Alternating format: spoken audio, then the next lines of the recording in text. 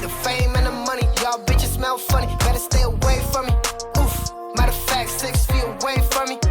Ayy, everybody say they love me now, cause they see the fame and the money. Y'all bitches smell funny, better stay away from me. Yeah, matter of fact, 6 feet away from me. When I told them about my dreams, they was laughing in my face. They didn't believe in this young refugee. It was never about the fame, I just wanna put KTL on the map. But ever since I got the fame, I got hella bitches in my DM trying to get me sloppy toppy. Ever since they see me blow up, they just wanna come around. They just wanna come around. Fuck these fake friends too, now they wanna tag around.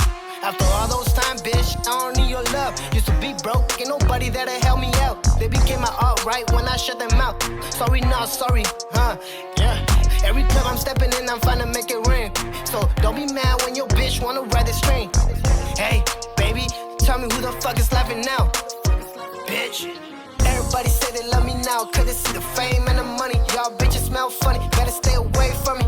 Oof, matter of fact, 6 feet away from me. Ayy, everybody say they love me now, cause they see the fame and the money. Y'all bitches smell funny, better stay away from me. Matter of fact, 6 feet away from me.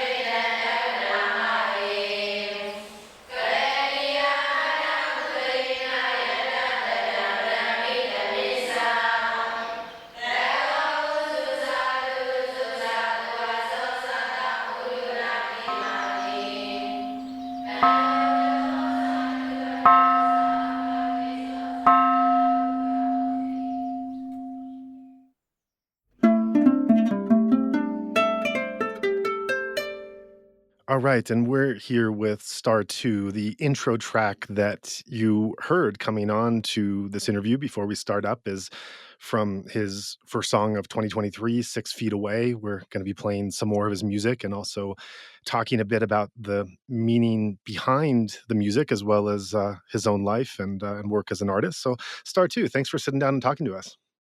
Thank you for having me. You know. Absolutely. I'm looking forward to this. I got into your music, and it's going to be fun to play them for our audience, and also talk about the meaning behind. So, before we get into your life, which I want to, because your own personal journey is definitely something to explore. Let's just take this song that our listeners just heard, 6 Feet Away, and just tell us anything you want about the meaning behind this. Well, 6 feet away, meaning like I wrote that song during like COVID time, coronavirus, but like when it's like not necessarily meaning somebody has like coronavirus, but like like 6 feet away could mean it could mean for the females. When you're an artist, when you have like certain clout, when you get money coming in, people want to come closer. So that song represents stay 6 feet away. Because before the fame, before the money starts to come in, nobody wants to be around you. But as soon as they smell money or smell fame, they want to come near you. So stay. It's just like telling the people that are fake to keep their distance.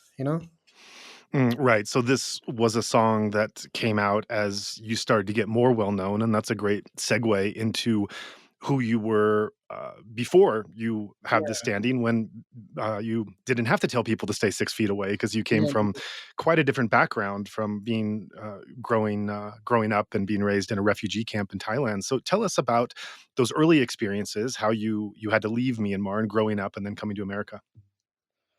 So my grandma used to like when she was still when it was in like Myanmar, we call it Katule.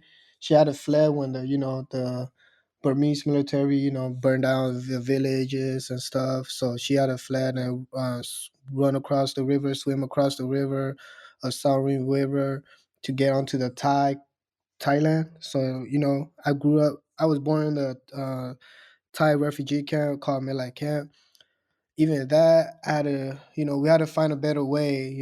So she found she had an opportunity to come bring us to the US. you know, around 2007, 2008, around that time when we came. So yeah, she chose that.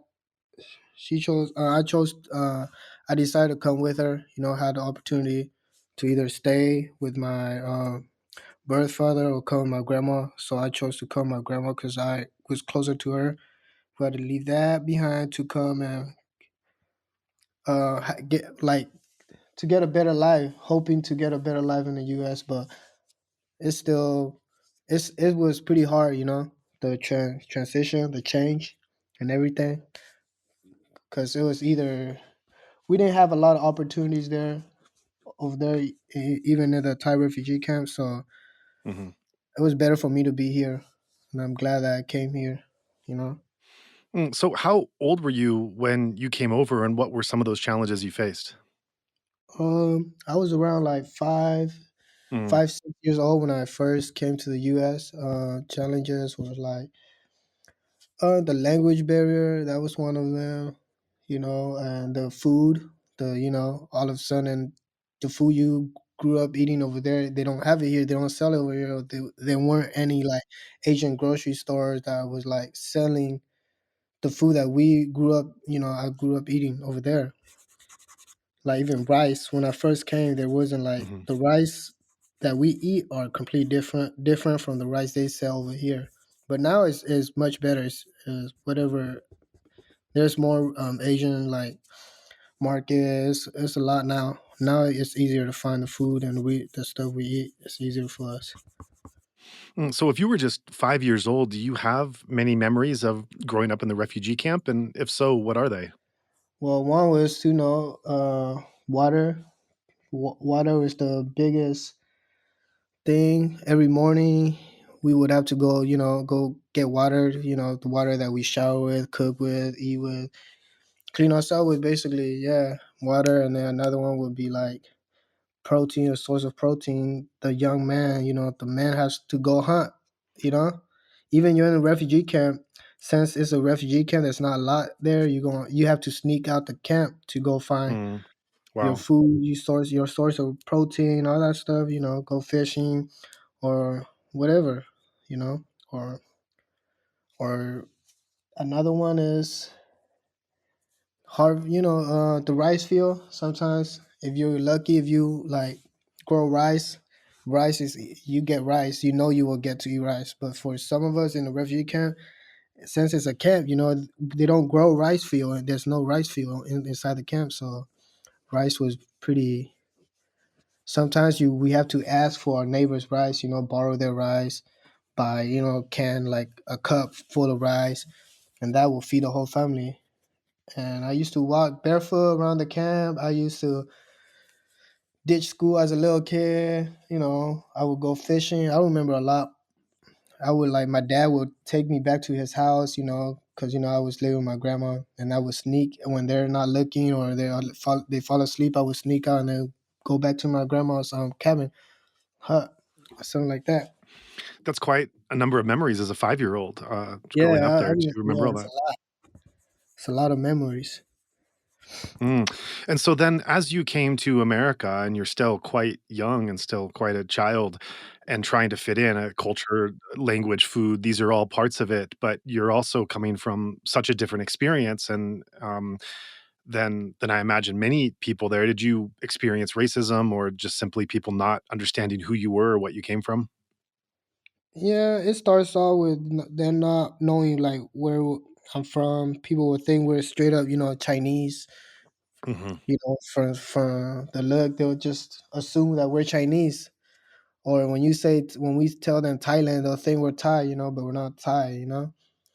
Or if we tell them we're from Burma, Myanmar, they'll think we're Burmese. You know, they don't know what Right, the right. yeah the Ka-ren people are. But yeah, I did get bullied a little bit here and there, but you know, I learned how to speak English real quick, and then uh, I was mostly being bullied about what I wear, you know, like my clothes, because you know I couldn't afford anything, like socks. Mhm. I couldn't afford socks. I would wear like mixed match socks, you know. So it was just like basic stuff like that. I used to get bullied, but I worked out a lot as a little kid. You know, I was buff. I had like abs and Mm, everything, so nobody messed with me. Like mhm, physically, you know, nobody was trying to fight me or anything. But they would talk bad. They would like make fun of me. You know, mhm. stuff like that. And did you find any kind of refuge or connection with the Karen community, or what was the Karen community like where you were living? Over here in City Heights, the current community was pretty. When I first came to US, it was pretty big. You know, Mm, but current community, we were like one of the first generations. So even then, you know, they told all the current people that resident that was living in City Heights in San Diego. They told us that, you know, don't go outside at night at a certain time. Be careful, you know, like stuff like that. But I wasn't really with the, you know, with the community. I didn't really like pay attention to that. I just did my own thing growing up. I didn't.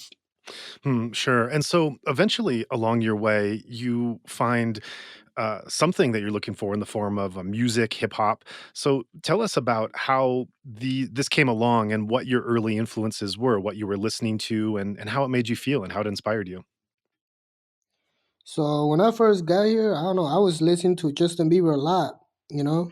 I Mm, even like mhm, trying to imitate style, his look, hairstyle. I was trying to dress like how he dressed, all that stuff as a kid, you know, the young Justin Bieber. But I've growing up in the hood, you know, then the hood mentality, the hood lifestyle kicked in, you know, because everybody I grew up around with are like, you know, it's in the hood. So, you know, I had black friends, Mexican friends, Asian friends, not just Korean. So yeah, mhm, so that influence, you know, it influenced me to become like one of them for a little bit. You know, and start rapping, start listening to like hip hop, start listening to rappers. Like, you know, when I first came here, it was like listening. Tupac was very, you know, well known when I first. I mhm. was listening to a lot of Tupac. You mentioned Justin Bieber, the look and the appeal. Tupac was big at the time. What drew you specifically to Tupac? How did his music make you feel, as well as any other musicians or rappers at the time? Well, first I saw like movies, documentaries about how he, you know, came about, how Tupac became Tupac, and then, you know, I'm like pretty much similar to how I'm growing up. So, you know, and everybody around me, like, cause I look up to like the older, you know, older people, older teenager that was a couple years older than me. They would listen to this and the outfit, you know, the way they dress, you know, most like West Coast vibe. I don't know. That's a hard question.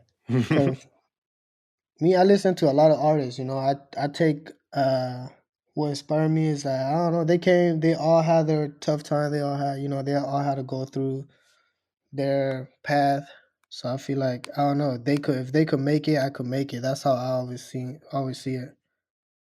And what's interesting in looking at that is they're obviously talking about racism in America, growing up black, and from poverty and what those experiences are. And so I imagine your background, as tough as it was, and the challenges you had, that there was some way to connect with that. But the specificities of what you went through, refugee camp and running from the Uh-huh. Burmese army, and being assimilating into another culture and country, was there anyone really speaking, or an artist that was producing content that kind of spoke more specifically to who you were and where you were coming from? Uh, that's kind of hard. I don't know. Uh, guess an artist that I don't know. That's kind of hard. That's a Or was hard there no question. one? I don't know. Growing up, I just listened to a bunch of artists. I don't think any artist could. I don't see any artist that was going through what I was going through is can compare to what I was going through. It's different. But yeah, if I say if it was like Tupac, yeah, racism, bullying was one thing, and you know the Mhm. gang stuff.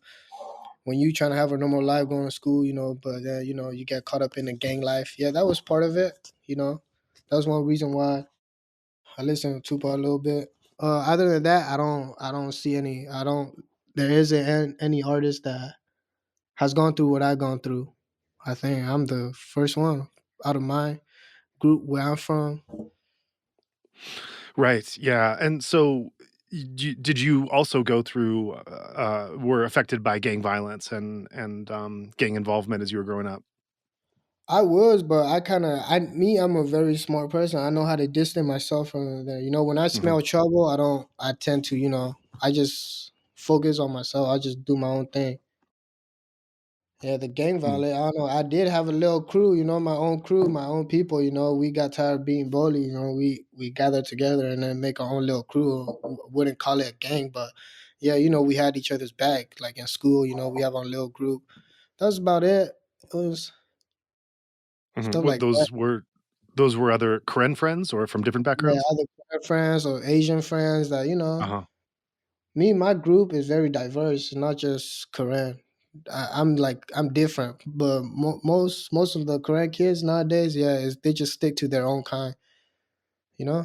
They just stick to their Mm, own people. and what do you do in contrast? Me, I'm easy to talk to, I don't really do anything. I'm just cool with everybody that's cool with me, Hmm, I'm very neutral. mhm. Great, so a broad appeal. Yes. Yeah. Yeah, so you're painting this picture of this hard Scrabble life growing up and being inspired by some of these musical influences and assimilating into this culture, avoiding some of the violence that's there. And then you make a transition at some point to not just be a listener of this music and appreciate it, but to look at developing your own skills, your own musical talent. Tell us about this journey and where this came from. That journey, I looked to so there was an Asian artist I listened to named Stupid Young. He kind of opened the way for the Asian community, like Asian. If you want to be an artist, he showed us that it's possible, because he made it out the hood. So, uh, ever since then, just do just do my own thing. My music, I make different type of music. I don't make just one type of genre. I make a lot, like pop, R&B, hip hop. I'm all over the place. I noticed that, and I also noticed not just your musical genres, but what you're talking about in your songs. It seems to be a mix from bravado to vulnerability to talking about the life of money and girls to coming out of poverty or inspirational stuff. It seems like you really try to take on a number of different topics and also show a number of different sides of yourself as well. I guess what I've gone through in life and what I experienced and things I've seen and felt or all that stuff I put in my music. Sometimes some of my songs are not just about me, sometimes about what other people are going through, and sometimes they tell me and then I trying to put in a song and make a song out of it.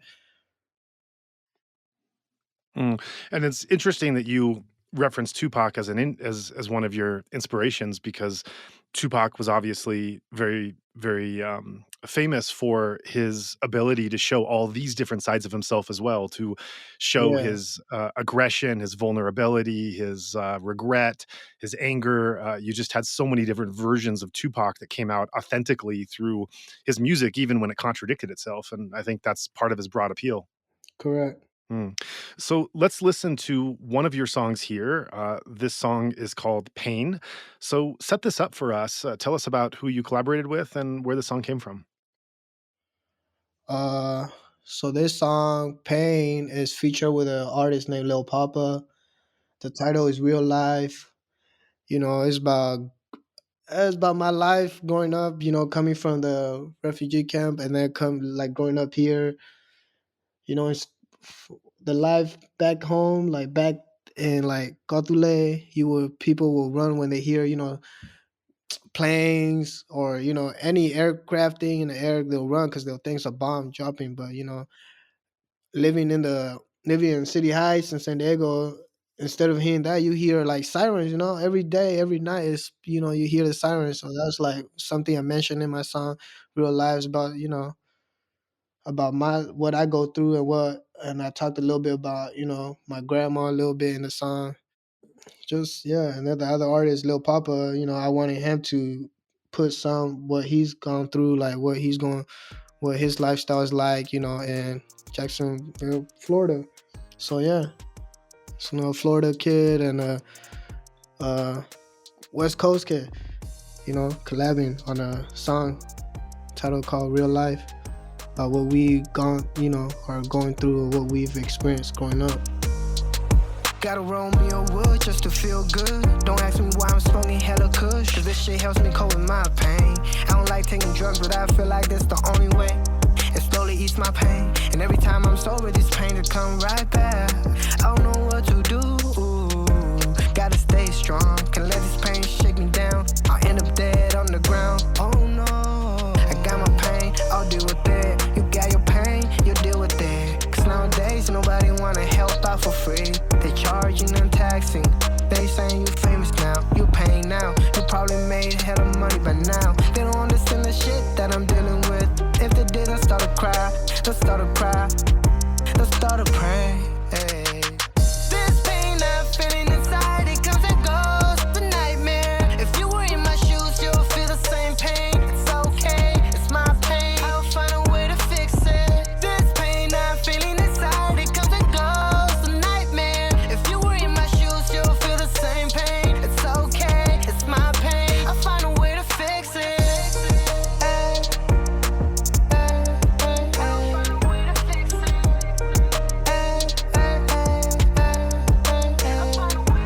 I be tryna find myself cause I'm missing. Probably won't be proud of myself till I fix it. I can tell I'm walking through hell but can't feel shit. Probably come from all of these drugs that I'm missing. I be giving all of this love but I don't get it. Been a war with all of the thugs in my city. Gotta take that, you're taking the slow, you're not dead. Might be tripping, can't put none of them hoes in my bed. Tryna dodge a heartbreak, I done seen it before. I've been fiending for yours, I don't need anymore. I got demons galore. You say you want my life but you can't be sure. I'ma fix my life if you don't fix yours.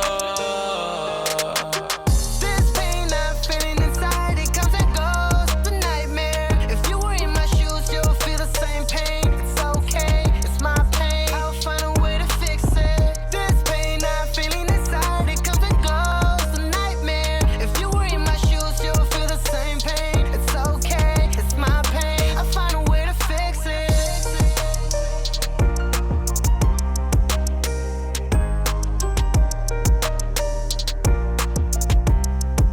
I'll find a way to fix it.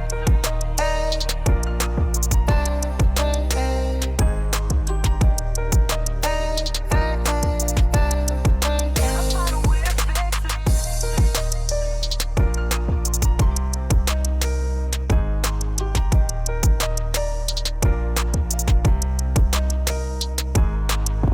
This pain I'm feeling inside, it comes and goes. The nightmare. If you were in my shoes, you'll feel the same pain. It's okay, it's my pain. I'll find a way to fix it. I'll find a way to fix it.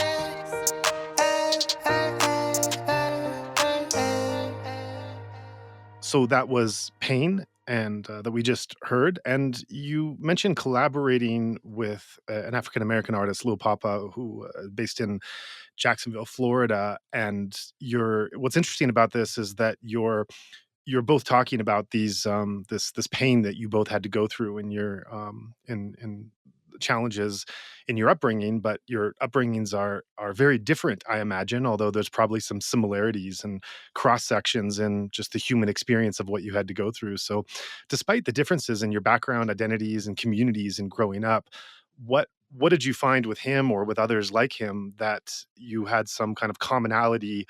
You can talk to fellow artists about the experience of overcoming suffering, challenges, channeling that into music. Where are some similarities there? Uh, I say for pain, I don't know. Everybody behind their big smile, everybody's going, has dealt with pain. Have been, have felt pain before. So, uh, s- he's another kid from poverty, from Jacksonville, a very rough neighborhood, similar to mine. And, he had to hustle his way out. He has to, music. He's pretty much in a, similar to what I go through, to making to become an artist, to make a living out of it, stuff like that. And it's And every man, cries sometimes. So like pain is like a very touching song, I guess. To like really like speak. Sometimes it's hard to talk to somebody about how you feel. So mhm. it's easier for some people to put it in a song and then just share it to the world. And so in becoming a musician, did you have any formal training? Did you have a background in this? How did you just learn how to make music? First, when I was in City High, San Diego, it was on 51st Street, Orange Avenue. My apartment was 4201. That's the apartment building number. I had a friend that his mom was the manager of the complex, and then my friend in his living room, he had a computer, he had Wi-Fi, he had all the stuff you need, to record music. We started off, in his living room, just making music for fun, getting YouTube beats, just like playing around with it. That's the only time I've always wanted to be an artist. So Mhm, yeah, it was just me and my boy as a kid. And after that, at the age of 17, you know, before I got out of high school, yeah, like after I graduated high school, I took it very serious. That's that was about it. mhm. And I imagine someone coming to the genre, making music as you do here in the West and in the US, and the type of music you're doing, there's not a lot of people necessarily coming from your background, possibly not a lot of people that even really look like you that are attempting to do this. So did Yeah, you feel there were barriers or racism or just kind of prejudice, or of course. assumptions about you based on that? Well, in my opinion, I, if I was, I think if I was black, I would have blown up way bigger and way faster. Mhm, I would have gotten more attention since I'm Asian. People with the Asian hate thing going on. It's harder for the mhm, Asian artists to make it, like to make it big in the industry where it's not the hip hop lane and the even R&B. mhm. It's not a fair game for us, but that's why I've been going back to Thailand, trying to like network out there and build a big enough fan base out there to come back and you know become a big star. Well, that's what I was gonna ask, is who you find your audience is, because you're on one hand, you're coming from a very distinct background and speaking about that, but on the other hand, you're in a different environment and you're Mhm. collaborating with people from a completely different kind of place. So Yeah. what have you found? Who gravitates towards your music as far as you can tell? Uh, I say uh the Asian community, uh, people that has gone through what I've gone through, or people that they feel like they don't fit in because I never fit in, but Mhm. I was different. People that are different, they're usually my people. They're Yeah, very supportive. Back home over there, yeah. like I went back into the jungle and they were like, they listened to my stuff. There's no Mhm. service out there, and I was like, Wow. it's crazy. Even in Oh, that's Myanmar, great. I have a big fan base in Myanmar too. Burmese people. I say all the Asian people. Mhm, When an Asian, but because I'm Asian, so it doesn't matter like what type of Asian are you, as long as I'm like growing, becoming bigger, and become more well known. I'm the voice for the Asian community. Not just my people. I'm the hero for my people, but I'm the voice for other Asians. You know. mhm. And have you ever rapped or sung in Burmese or Karen or language besides English? Uh, Ka-ren is coming soon. Burmese, no, because I can't read and write Burmese. Mhm, I used to know how to like read and talk, speak a little bit in Burmese, but nah, I forgot. Even Karen, my Korean language, I used to know how to read and write, but then all of that, I didn't practice it so it didn't stick with me. Sure. The older I got, the more I forgot how to read and write. But yeah, Ka-ren songs are coming out. I'm working on a Ka-ren album. So Mm. yeah. And soon, yeah, with a couple Burmese artists too and Thai artists. I've been Oh, working. great. Yes. Oh, that's great. Well, you mentioned how you felt like you never really fit in, and I think that those are the best kinds of artists, right? The kinds of people who see the world differently, don't really know Uh-huh. where they belong, and so they create a new lane for through their creativity that others can then come to and appreciate. And also there's not a lot of Asian rappers out there. There's of course more and more with their own kind of niche followings and the way the Yeah. internet works and being able to kind of create your own audience. But you're not just Asian. You're coming from Burma, Myanmar, which is Yeah. one of the least known Asian countries, and you're also not Burmese. You're not Bamar, but and you didn't even really grow up in the country. So this is something we talked about. I mentioned before the interview. We connected with the Urban Village and I Am Kenya, and something that came up in those interviews was just the sense of belonging. And you have growing up in one country where your human rights are violated, you're being attacked by the majority ethnicity, growing up in a refugee camp, and coming here and then kind of trying to figure out, well, who am I? What culture do I belong to? What is my identity? And so I imagine that's also something you're touching upon when it's not just your personality that maybe you feel like you don't belong, you have this artistic sense, but also you have a background and a life lived that is that not too many other people out there have gone through those experiences. Mhm. Correct. Hmm. Right. Well, let's listen to another one of your songs. This one is Bottle Service. I wrote that song year 2 year ago. It's about a girl about not wanting to grow old. It's just about try want to be young forever. With your lover, and you don't want to grow old. It's just celebrating when you achieve something. You've uh, that's about it. I don't know. That's bottle service, a song about it's the older we get, we remember our childhood, all that stuff. It's about lover, two lover, about me and my partner, being together, not wanting to grow old. I don't ever want us to grow old. Oh, oh, oh, oh, oh, oh,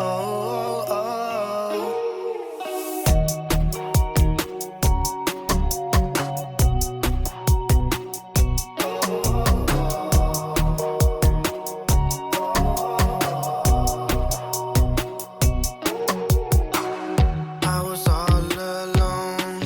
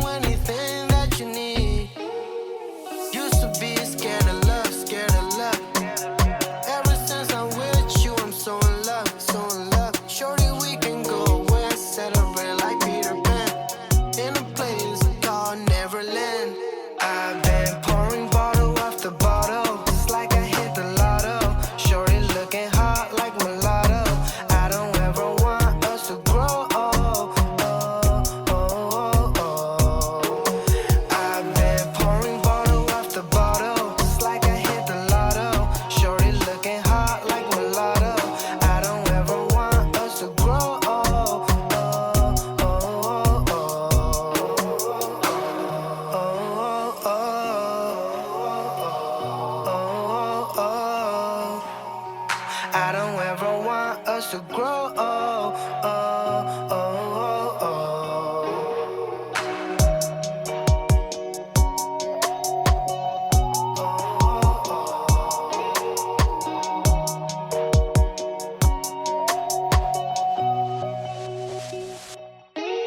I've been pouring bottle after bottle. It's like I hit the lotto. Shorty looking hot, lotto, lotto. Bottle after bottle. It's like I hit the lotto. I've been pouring bottle after bottle. It's like I hit the lotto. Shorty looking hot like mulatto. I don't ever want us to grow. Oh, oh, oh, oh,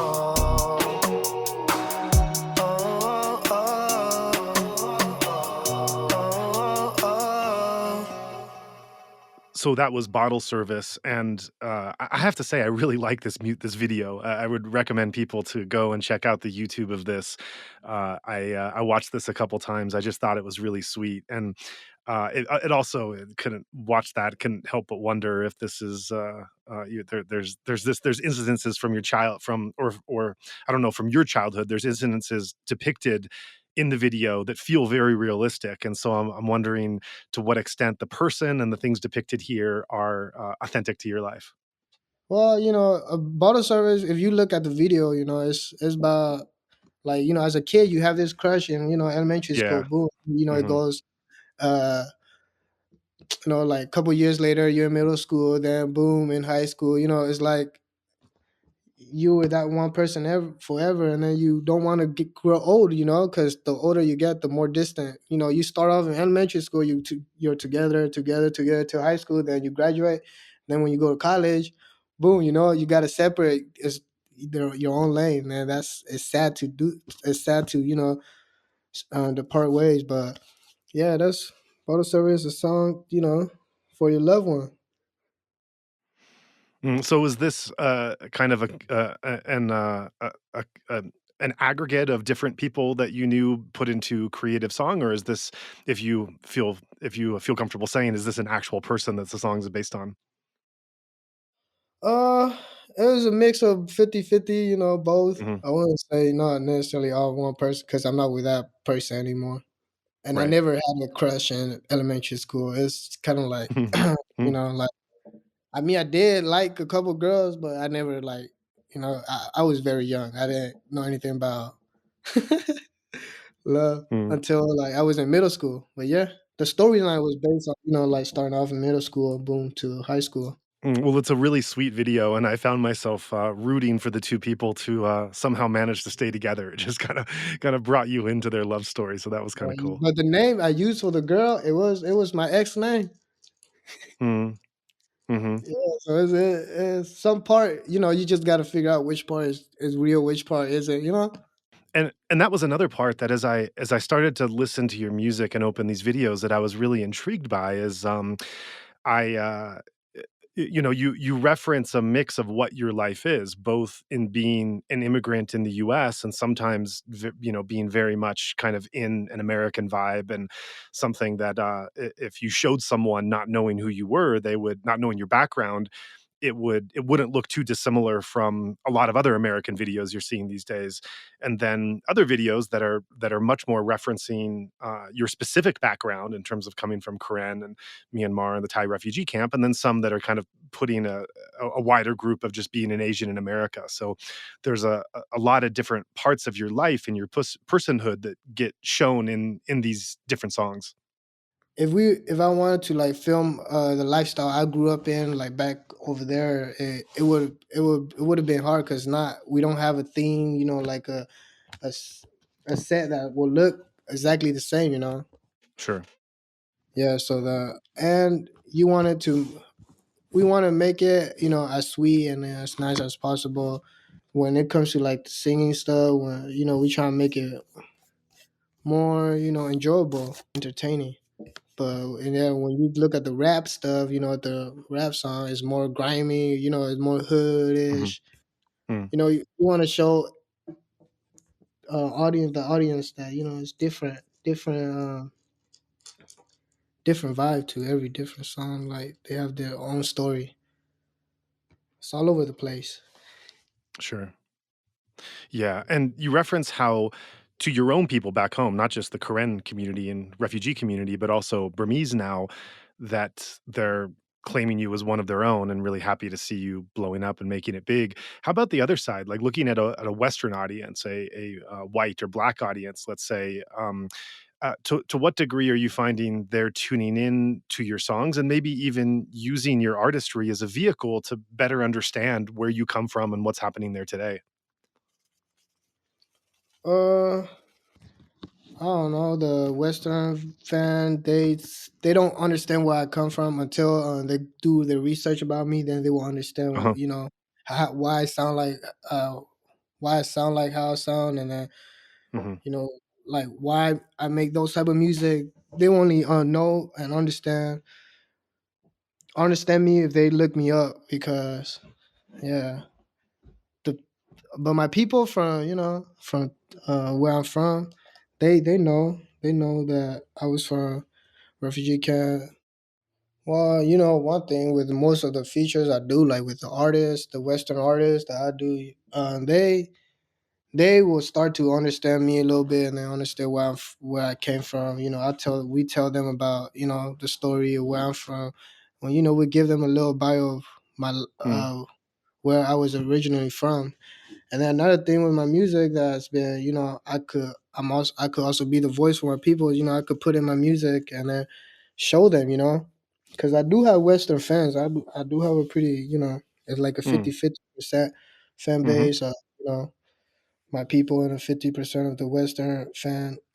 And another thing, in Thailand, when I was working with a Thai artist, they didn't know anything about my people as well. They've Wow. never heard of Mm. them, but yeah, after they Mhm. met me, I told them about where we were from because they were curious. Like they say, "Oh, you're born in Thailand, but you don't speak Thai," because they didn't know, Mm. that we were put in the Mhm. refugee. So I educated them a little bit, boom, boom, and then they started to understand. They were like, wow, they were shocked, and then now there's a couple like big Thai artists that wants to like go and see the refugee camp and all that stuff. Yeah, That's really interesting. Yeah, so that really opens it up. yeah. So do you have, aspirations desire to want to be more than the music and also bring attention and awareness and advocacy to what's happening? Or do you really see your job primarily as just an artist making music and whatever comes out of it is organic? Uh, I would say I'm focused on just being an artist because I don't like to get into politics. I don't like when it goes into that you're creating enemies. Remember, because the Burmese people don't want don't want nobody to know about what they're doing to my people. That Mhm. because I'm already a target in Myanmar. If I in Burma, if I were to go back, because I'm Sure. there, all they're talking about is me. Star 2 every time they do a little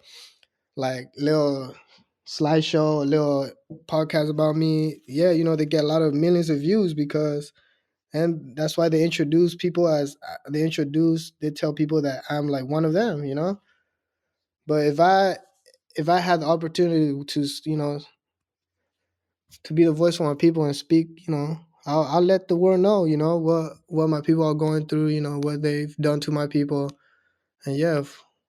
But at first, I want to focus on my career and go as far as possible, and then build big enough fan base where I could then become, maybe a spokesperson for my people. That's the plan. So I'm wondering for you, coming you've kind of had a double-edged sword of both being poor, being Asian, being an immigrant in America, but also being persecuted to an even greater degree. Well, it's hard to be a Burmese refugee, a Karen refugee in Thailand, but in Mhm. Burma itself, that's really the most egregious violation of human rights and violence that's been faced. And Yeah. so, as an artist and a person, how do you work kind of similar to that example of black rappers growing up and dealing with racism in America and in poor environments? How have you confronted and dealt with as a person and as an artist those forms not just of racism you might experience in America, but of real acute violence and terror that on the Burmese side and more exploitation on the Thai side and working through that? That's a hard. Well, I just I surround myself with positive people, and I just people that want to see me win. I surround myself with people like that, and where I don't go to places where I don't belong. And I watch what I say because there's always people looking. So I try not to make because even though it's the Burmese military that's killing my people, it's not the Burmese people. The Uh-huh. Burmese citizen. So Hmm. uh the thing with my people, they make it seem like if you're Burmese, as long as you're Burmese, you're an enemy to them. I don't see it like that, Hmm. Hmm. because we the Burmese in the crowd like brothers and sisters. So me, I just watch what I say, and I don't. And sometimes you gotta be careful. There's gonna be people that's gonna like I haven't really dealt with anything with the Burmese side yet, but I know for sure if I do, like trying to do a show out there or trying to fly in, if they know about it, they'll probably try to come arrest me, because Sure. because I have a big following over there. So yeah, Mhm. Well, let's listen to one more song here. And this song is Just Like Them Waterfalls. So, once again, set this up for us. just like them waterfalls is a song about a girl, she got nice curvy body like waterfall. How a waterfall falls on a mountain. The song talks about you know a beautiful girl with a nice body. Her body moves every time she dances. It moves like a waterfall. Like nature, tropical vibe. It's a song where you will probably want to listen to when you're on heading to the beach with your lover. Oh, you're so beautiful. Every time I look at you, I just can't take my eyes off you. Looking better than this view. Got me feeling lost in this place. Hoping you can show me the way to your heart today. Wanna be the one that calls you, baby. You're the one that makes me happy. Love the way your body moves, oh, like the waves. Girl, you got me in the mood, got me singing, whoa, oh, oh, oh, oh.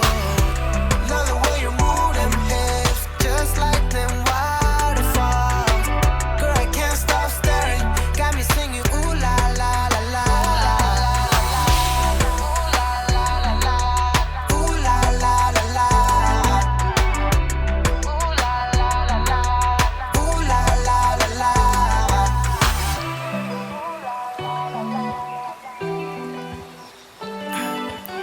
Baby, I just can't get enough of your love. Every time you ask what I like about you, oh baby, it's all of the above. I'm never gonna lie to you, I'm always gonna say what's true. You can be the blue ocean, I can be the island, or you can be the waterfalls, I can be your mountain. Love the way your body moves, oh, like the waves. Girl, you got me in the mood, got me singing, whoa, oh, oh, oh, oh. Love the way you move them hips, just like them waterfalls. Girl, I can't stop staring, got me singing, ooh la la la la, ooh la la la la, ooh la la la la, ooh la la la la, ooh la la la la. Love the way your body moves, oh, like the waves. Girl, you got me in the mood, got me singing, love the way you move them hips, just like them waterfalls. Girl, I can't stop staring, got me singing, ooh la la la la, ooh la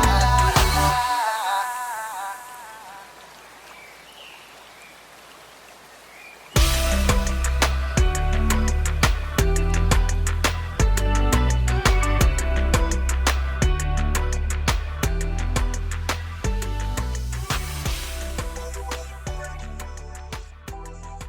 So that was Just Like Them Waterfalls, and again, suggest to listeners to check out these songs with their video on YouTube. They're quite well done and produced, and give a bit more to the song's meaning than just the words alone. And yeah, really quite a love song. This one.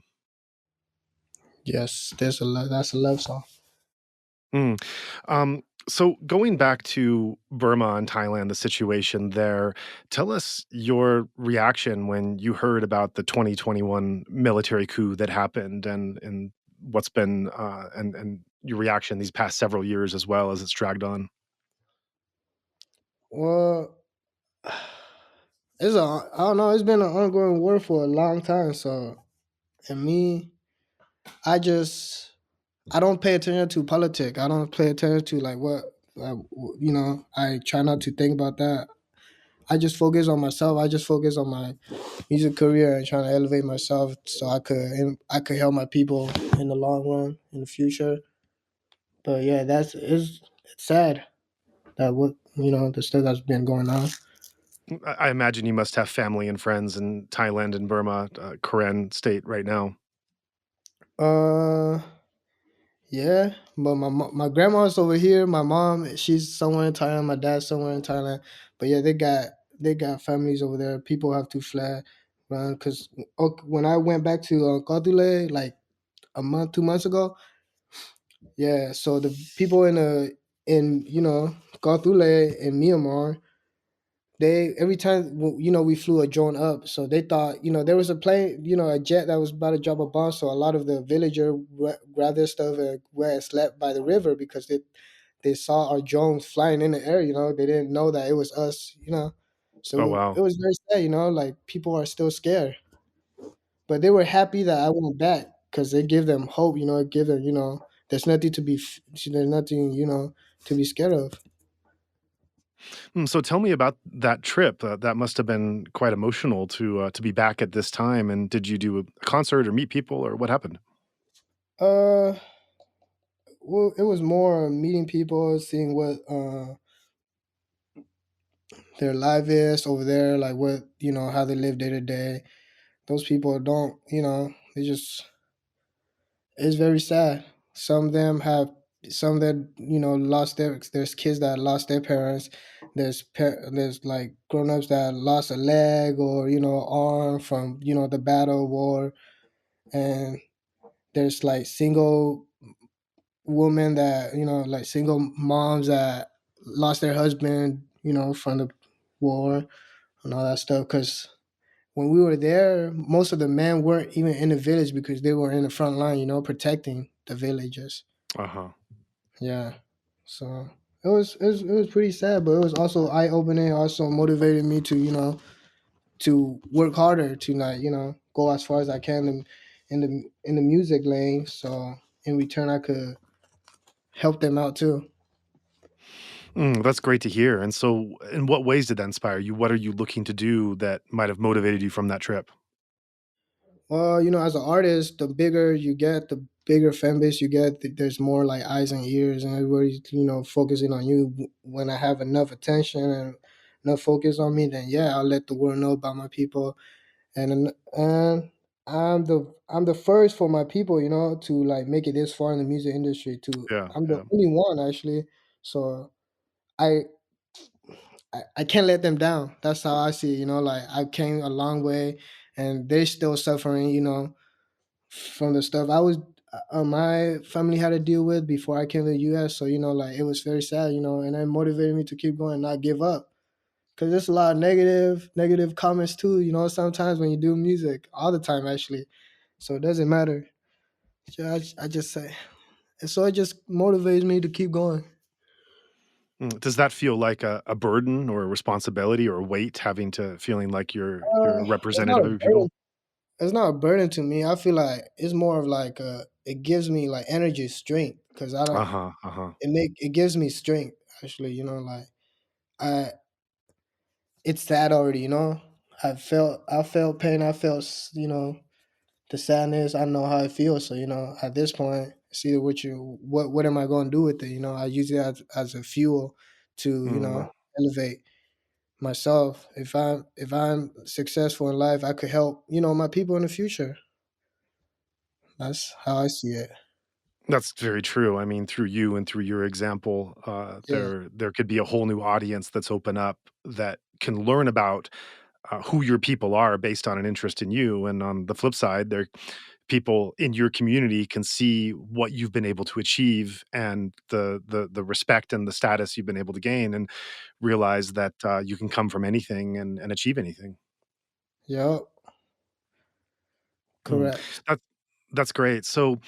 Uh, so for those that are listening, we have a large audience of people who care about the situation in Myanmar in some form, and follow it, Mhm. and are, I'm sure, are very interested to hear your story. What's the best place for them to go to learn more about you and take in your music? Best place right now, if you my vlogs are out where I went back to, Gatu Lake, KTL, and Burma. Just search up Star2, STAR, and the number two. So Star2, Instagram Star2 official. I have reels and short, stuff that I post on there. And Facebook page is Star2, and TikTok is Star2 official. So yeah, look me up. Mostly YouTube is the most updated. It's adventure there. You will get to watch the adventure of Star2 and see all the vlogs and stuff I do. And yeah, it's search up Star2. So I'm to see what where I'll be performing and stuff. It'll be on my Instagram. So yeah, make sure you guys follow me on Instagram, Start to Official, so y'all know where I'll be performing live. Absolutely. I'm really glad we had a chance to make this work. Your story is Yeah, really interesting to get out there and what you represent, and I'm glad to be able to bring it to a wider audience as well. So we're gonna have one more song as we go on our outro. This is what we're gonna hear as our credits, so to speak, roll in. The song that we'll be playing on the outro is "Lies." So set up lies. what the song's about. So this song "Lies" is about like this the a heartbreak song. Like this girl you love. She try. You could see that she's not happy and she's lying, and you could see it in her eyes. About the lies, and then somebody you've forgiven a couple times, and then they still tend to still be the same person. They won't change. They're not grateful for your love and your energy. So yeah, that's what life is about. Hey, walking all alone, far away from home. Then I saw you, wanna get to know you. Wanna get to know you. Ever since I met you, I've always got love for you. I can never get tired of you. Every time I get high, I think of you. Lie to you. There's some I can't never do, never do. Lie to me, that's what you do to me. Honestly, you never really care for me, care for me. Tell me what you really here for. Tell me what you really here for. It's been a long time. Haven't seen hearts up in your eyes, and the eyes don't tell no lies, no lies. It's been a long time. Haven't seen hearts up in your eyes, and the eyes don't tell no lies, no lies.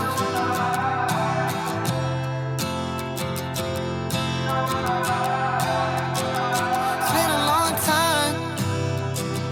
Been a long time. All I did was love you, please you. Never heard that thank you. Always in the bad mood. You play me hella times and I still forgive. I just can't keep on living like this. Can you tell me is true love a thing? Can you tell me are we meant to be? Now tell me what you lie to me. Made a fool out of me. Cause I thought I was your everything. I don't want your love no more. It's been a long time. Haven't seen hearts up in your eyes, and the eyes don't tell no lies, no lies. It's been a long time. Haven't seen hearts up in your eyes, and the eyes don't tell no lies, no lies.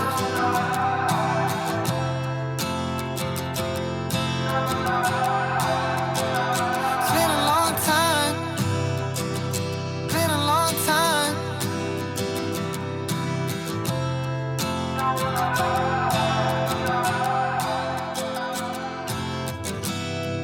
Thank you for taking the time to listen to this episode in full. And if you've gotten this far, then you've heard much of what this important guest has to say. And if you found their story of value, please consider taking a further step beyond just being a listener and becoming an active supporter. Any donation you provide is now going to support the democracy movement in Myanmar, to help those being impacted by the current crisis. If you would like to join in our mission to support those in Myanmar who are being impacted by the military coup, we welcome your contribution in any form, currency, or transfer method.